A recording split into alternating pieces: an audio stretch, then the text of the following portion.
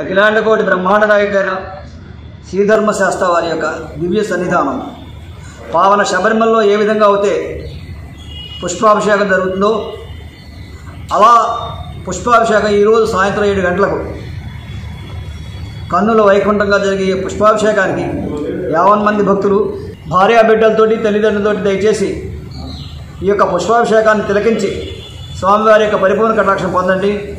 ఈ యొక్క పుష్పాభిషేకం చూసిన కన్నుల పండుగ, చూడని కన్నుల దండుగ.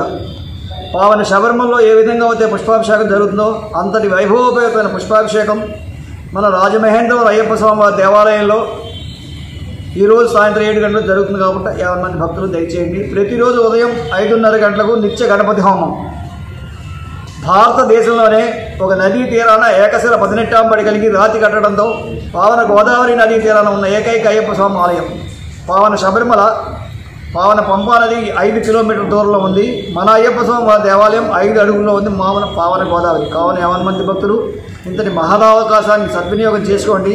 పావన శబరిమలకు వెళ్ళడం ప్రస్తుతం కరోనా టైంలో అత్యంత కష్టసాధ్యం కాబట్టి 50 మంది భక్తులు ఈ యొక్క రాజమహేంద్రవరంలో అయ్యప్ప స్వామి దేవాలయానికి వచ్చి ఆ దివ్య పావన 18 ఎక్కి ఆ అఖిలాండకోటి బ్రహ్మాండ నాయకుడైన శ్రీధర్మశాస్త్ర వారి యొక్క దివ్య ఆశీస్సులు పొందండి.